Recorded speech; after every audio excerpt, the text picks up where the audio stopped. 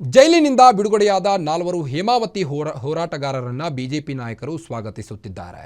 H B Navachethan, Benachikere Lokesh, H N Chethan, B V Anand ಬಿಡುಗಡೆಯಾದ ಹೋರಾಟಗಾರರು ಅದ್ದೂರಿಯಾಗಿ ಹೂ ವಿವಾಹ ಹಾಕಿ ತುಮಕೂರು ಗ್ರಾಮಾಂತರ ಕ್ಷೇತ್ರದ ಶಾಸಕ ಸುರೇಶ್ ಗೌಡ, ಜಿಲ್ಲಾಧ್ಯಕ್ಷ ಹೆಬ್ಬಾಕ್ ರವಿಶಂಕರ್ ಹಾಗೂ ಬಿಜೆಪಿ ಕಾರ್ಯಕರ್ತರು ಸ್ವಾಗತಿಸಿದ್ದಾರೆ.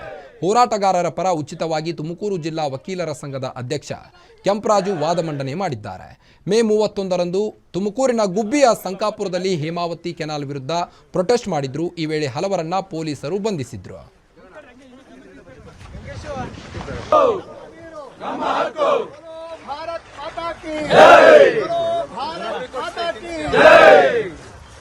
ಹೇಮಾವತಿ ಹೋರಾಟಗಾರ ಚೇತನ್ಜಿ ಮತ್ತು ತಂಡದವರಿಗೆ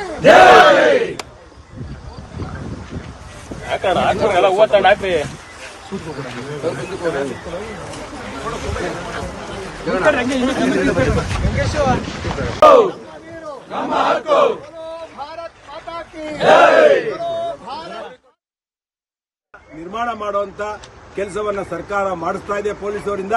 ಇದು ಯಾವುದಕ್ಕೂ ನಾವು ಹೆದರೋದು ಇಲ್ಲ, ಬಗ್ಗೋದು ಇಲ್ಲ, ಜಗ್ಗೋದು ಇಲ್ಲ.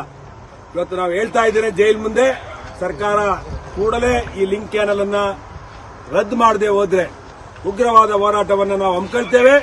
ಯಾವುದೇ ಜೈಲ್ ಬರೋ ಇರ್ಬೋದು, ಯಾವುದೇ ಒಂದು ಲಾಠಿ ಚಾರ್ಜ್ಗಾಗಲಿ ಪೊಲೀಸರ ಗುಂಡ್ಗಾಗಲಿ ನಾವು ಎದುರಲ್ಲ, ನಮ್ಮ ಜೀವವನ್ನ ಕೊಡ್ತೇವೆ ಹೊರತು ಹೇಮಾವತಿ ನೀರನ್ನ ಯಾವುದೇ ಕಾರಣಕ್ಕೂ ನಾವು ನಾಲೆ ಮುಖಾಂತರ ಬಿಟ್ಟು ಏನು ಎಕ್ಸ್ಪ್ರೆಸ್ ಕೆನಾಲ್ ಮುಖಾಂತರ ತಗೊಂಡೋದಕ್ಕೆ ಯಾವುದೇ ಕಾರಣಕ್ಕೂ ಬಿಡಲ್ಲ ಅಂತ ಇವತ್ತು ಸರ್ಕಾರಕ್ಕೆ ಎಚ್ಚರಿಕೆಯನ್ನ ನಾವು ನಮ್ಮ ಹೋರಾಟಗಾರರ ಜೊತೆ ಕೊಡ್ತಾ ಇದ್ದೇನೆ.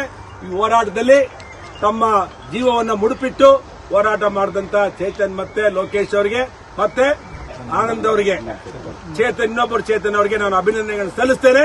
ನೀವು ದೇಶಕ್ಕಾಗಿ, ಈ ಜಿಲ್ಲೆಯ ನೀರಿನ ರಕ್ಷಣೆಗಾಗಿ ಹೋರಾಟ ಮಾಡಿದ್ದೀರಾ.